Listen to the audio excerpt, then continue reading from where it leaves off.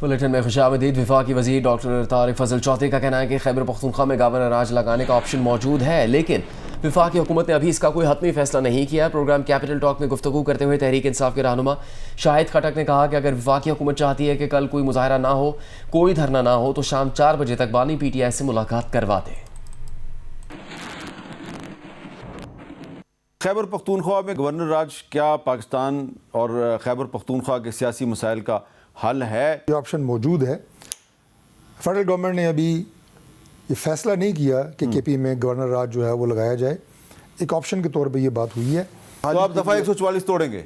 अभी दफ़ा 144 हमारे जाने के दिन को क्यों याद आता है, जब हम इनको पता है कि हम जाएंगे। अच्छा, ये चाहते हैं कि कोई ना हो वहाँ पे, प्रोटेस्ट ना हो, धरना ना हो, या MNS MPS फैमिली ना बैठे, मुलाकात करा दे, 4 बजे तक हम वापस आ जाएंगे। वज़ीर आला खैबर पख्तूनख्वा सुहेल आफरीदी ने कहा है कि सूबे में किसी और राज की ज़रूरत नहीं, गवर्नर राज से नहीं डरते। बंद कमरों की पॉलिसियाँ खैबर पख्तूनख्वा में नाफिज करने वालों को एहसास करना चाहिए।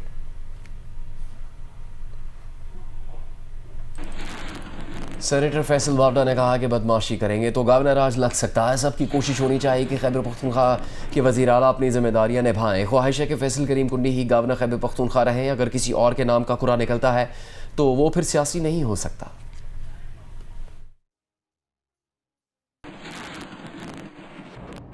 बांग्लादेश की अदालत ने साबिक वज़ीर आज़म शेख हसीना वाजिद की भांजी बरतानवी लेबर रुकन पार्लियामेंट और साबिक बरतानवी वज़ीर ट्यूलिप सिद्दीक को बांग्लादेश में करप्शन के इल्ज़ाम में 2 बरस कैद की सजा सुना दी। मुकदमा ट्यूलिप सिद्दीक की अदम हाजिरी में चलाया गया। ट्यूलिप सिद्दीक पर ढाका के मज़ाफ़ात में अपनी खाला शेख हसीना वाजिद की मदद से प्लॉट लेने का इल्ज़ाम था। लंदन में मुकीम रुकन पार्लियामेंट ट्यूलिप सिद्दीक ने करप्शन के इल्ज़ामात को मुस्तरद कर दिया। कहा कि अदालती अमल शुरू से आखिर तक नाक़िस और मज़े का खेज था। ट्यूलिप सिद्दीक ने अपनी खाला शेख हसीना से ताल्लुक़ के बायस मुकदमे के आगाज़ पर वज़ारत ख़जाना के वज़ीर के ओहदे से इस्तीफ़ा दे दिया था। लेबर पार्टी के तर्जुमान का भी कहना है कि लेबर पार्टी इस फैसले को तस्लीम नहीं करती क्योंकि ट्यूलिप सिद्दीक को मुनसिफाना कानूनी अमल तक रसाई नहीं दी गई।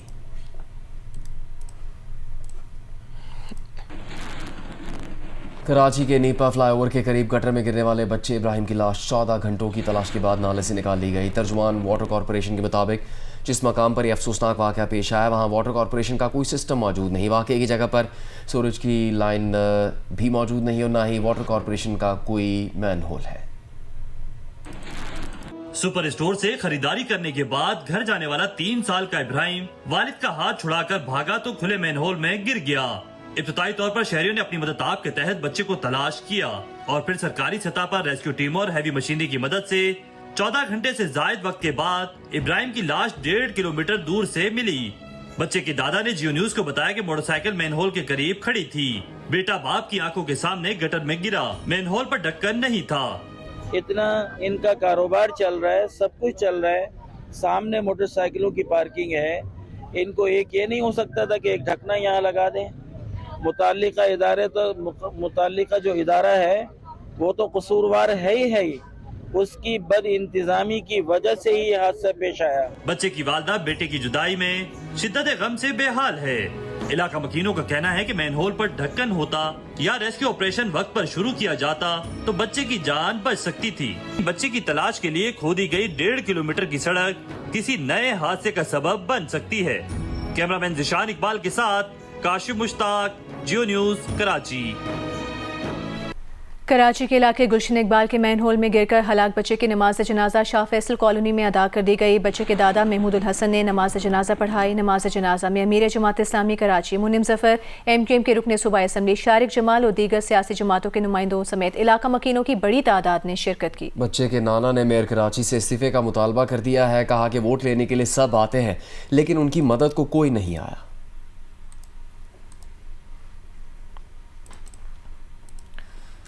कराची के मैनहोल में बच्चे की हलाकत का मामला सिंध असम्बली में जेर बहस रहा। अरकान असम्बली ने मासूम इब्राहिम की तस्वीर ऐवान में लहराई। कई अरकान आपदीदा हो गए। वज़ीर इत्तलात शजील मेमन ने जिम्मेदारान के खिलाफ सख्त कार्रवाई की यकीन दहानी करवाई। जमात इस्लामी के मोहम्मद फारूक ने मेयर कराची से इस्तीफे का मुतालबा कर दिया। अपोजिशन लीडर अली खुर्शीदी को बोलने की इजाजत न देने पर MQM ने वॉकआउट किया।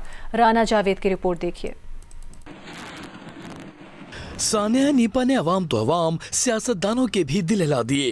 सिंध असेंबली में अपोजिशन रुकन ने मासूम इब्राहिम की तस्वीर लहराकर एहतजाज रिकॉर्ड कराया। हो गई जब उस गटर के अंदर वो बच्चा कैसे क्या हुआ मैं आपको बयान नहीं कर सकता। उस फैमिली पे क्या गुजरा होगा।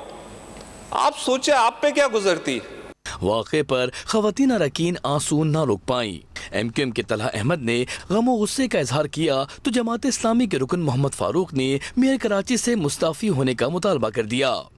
मुझे नहीं पता कौन सी पार्टी का वहां पे टाउन चेयरमैन था, कौन था, खड़ा रहा अगर 20 घंटे के लिए और उनके पेरेंट्स को 15,000 रुपए की मशीनरी किराए पे मंगानी पड़ी, तो क्या कर रहा था वो टाउन चेयरमैन वहां पे खड़ा हुआ।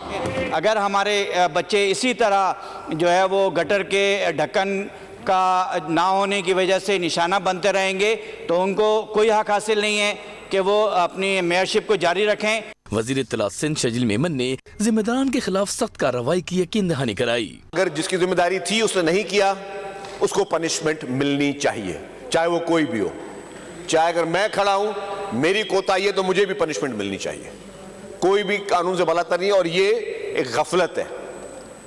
ये इसको मैं खाली गफलत नहीं कहूंगा, इसको मैं कहूंगा this is criminal negligence. Opposition leader Ali Khurshidi को बोलने की इजाजत न देने पर MQM अरकान ने इजलास से वॉकआउट किया। कैमरामैन शाहिद इस्माइल के साथ राना जावेद, जियो न्यूज़, कराची। कराची के सिटी काउंसिल का इजलास आज उस वक्त शदीद हंगामा आराई का शिकार हो गया जब गुलशन इकबाल में कमसिन बच्चे की मैन होल में गिरकर हलाकत के बाद ऑपोजिशन ने ऐवान में शदीद एहतजाज किया। देखिए इस बारे में सुलेमान सादत खान की report.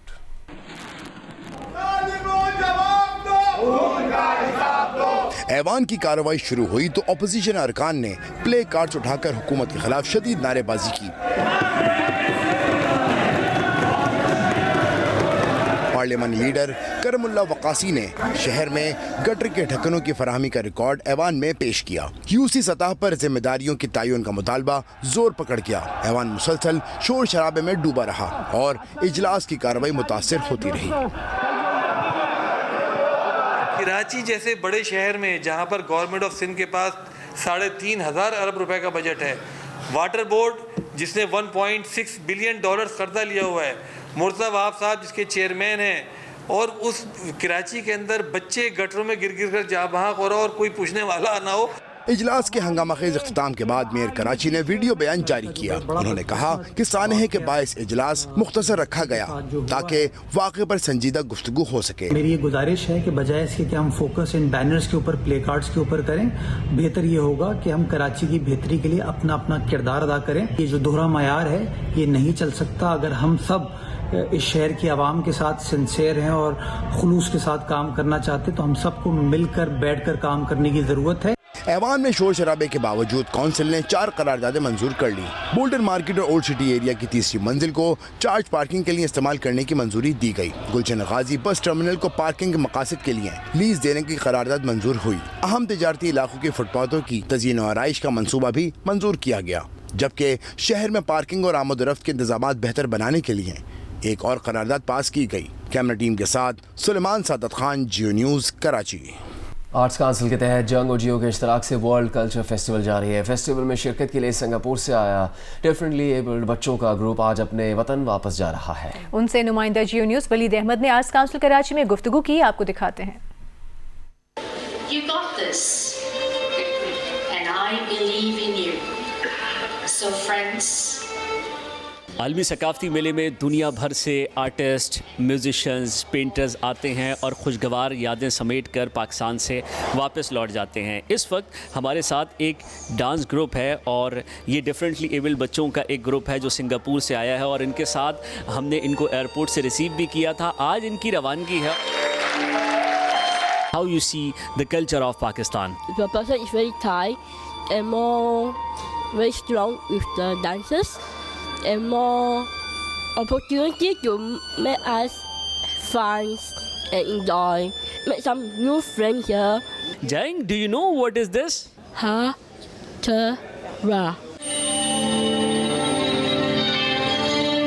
Our experience in this trip very important. Dance skills and make a lot of new friends. Yeah, opportunity and then basically proud. Pakistan music and dance was a superstar in this country. I want to see you again soon. बैरून मुल्क से आए फ़नकार जब भी अपने वतन को लौटते हैं तो वो खुशगवार यादें समेट कर पाकिस्तान से जाते हैं और एक पाकिस्तान की मज़बूत तस्वीर उनके जहन में होती है। अमेरिका की कई रियासतें बर्फ के तूफान की जद में आ गईं। इमारतें, मकानात, सड़कें 2 फुट से ज्यादा बर्फ से ढक गईं। हजारों परवाजें मनसूख और ताखीर का शिकार हुई। शिकागो के एयरपोर्ट पर 8.4 इंच बर्फ रिकॉर्ड। शहर में माह नवंबर में सबसे ज्यादा बर्फ पड़ने का रिकॉर्ड बन गया। महकमा मौसमियात ने आज से मुल्क के बेशतर हिस्सों में बारिशों या खबस्ता हवाओं और बर्फबारी से सर्दी की शिद्दत बढ़ने की पेशगोई की है। वज़ीर आज़म के मुशीर राना सनाउल्लाह ने कहा है कि PTI ने कल मंगल को ऐसा प्लान बनाया हुआ है कि वज़ीर आला समेत तमाम रहनुमाओं को अडियाला जेल से फासले पर रोकना मुनासिब होगा। GO न्यूज़ के प्रोग्राम आज शाहजेब खानजादा के साथ में गुफ्तगू करते हुए उन्होंने खैबर पख्तूनख्वा में गवर्नर राज के हवाले से भी अहम बयान दे दिया। राना सनाउल्लाह का इंटरव्यू देखिए 10 बजे प्रोग्राम आज शाहजेब खानजादा के साथ में।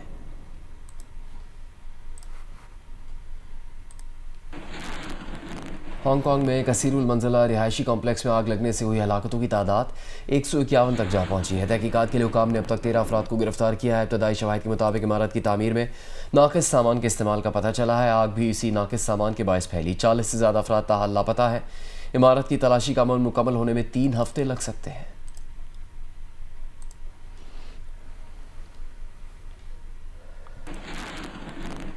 तहरीक इंसाफ पार्लिमानी पार्टी इजलास में मिशाल यूसुफजई और सलमान अकरम राजा के दरमियान सख्त जुमलों का तबादला हुआ है। ज़राए के मुताबिक मिशाल यूसुफजई ने सलमान अकरम राजा पर बानी PTI का पैगाम ठीक तरह से ना पहुंचाने का इल्ज़ाम लगाया। सलमान अकरम राजा ने मिशाल यूसुफजई के इल्ज़ामात को झूठ पर मबनी करार दे दिया। जनरल साहब वेल इन्फॉर्म सोर्स हमारे पार्टी के अंदर से ये बता रहे हैं कि आपका सेनेटर एक खातून सेनेटर से ये टाकरा हुआ है और आप पे तो संजीदा इल्ज़ाम लग गए हैं कि गलत बयानी कर रहे हैं आप। बानी के मालूमात नहीं पहुंच रही, यानी क्लियर जो वो कहते हैं बानी बाहर आके ऐसी बात नहीं। देखिए ये कोई बहुत इंशाल्लाह दूर की बात नहीं है कि खान साहब से मुलाकात हो जाएगी और सच क्या है और झूठ क्या है वो हमेशा जाहिर हो जाता है। बहुत इल्ज़ामात मुझ पे लगे हैं पिछले 1-1.5 साल के अरसे में, किसी एक दफ़ा भी मुझे हजीमत का सामना नहीं करना पड़ा और इल्ज़ाम लगाने वालों को मुंह की खानी पड़ी है। ऐसा कुछ नहीं है। देखिए बात करते हुए लोग ज़रा ज़्यादा बात कर जाते हैं, उसकी तस्हीह कर दी गई। कोई भी इख्तियार नहीं चाहता। मेरी तो हर दफ़ा खान साहब से गुजारिश होती है कि मुझे वकालत की जानिब लौटने दें, मैं वहाँ शायद ज़्यादा मुफीद हूँ। ये खान साहब का फैसला है, उनका हुक्म है, उनकी मेहरबानी है, वो किस पे एतबार करते हैं, किस पे भरोसा करते हैं। जब तक उनका हुक्म होगा मैं जिम्मेदारी निभाता रहूँगा और जब नहीं होगा तो बहुत खुशी से आप देखेंगे मुस्कुराता हुआ मैं हट जाऊंगा। आप इख्तियार नहीं चाहते लेकिन आपका इख्तियार हासिल करने के ख्वाहिशमंद बहुत हैं, तो उनके लिए देखिए उनको मुबारक हो उनकी ख्वाहिशात, और उनकी ख्वाहिशात क्यों किसी तोड़ नहीं पहुंची। वो तो बहुत देर से इस पार्टी में मौजूद है ना। क्यों खान साहब अपने फैसले जो कर रहे हैं वो कर रहे हैं, किसको वो काबिल भरोसा समझते हैं, किसको वो कम काबिल भरोसा समझते हैं, ये खान साहब की सवाल थी। अलीमा खान ने कहा है कि उनके पास अपने भाई से मुताल्लिक़ कोई मालूमात नहीं है। हुकूमत से कोई क्यों नहीं पूछता कि मुलाकात क्यों नहीं होने देते। अपने भाई से मिलना उनका कानूनी हक है। वो अडियाला जेल के बाहर से तब तक नहीं उठेंगे जब तक मुलाकात नहीं होने देते। अलीमा खान ने कहा कि उन्हें मालूम है कि उन्हें कैद किया जाएगा। उनका कसूर ये है कि उन्होंने बानी PTI का पुरअमन एहतजाज का पैगाम पार्टी तक पहुँचाया था।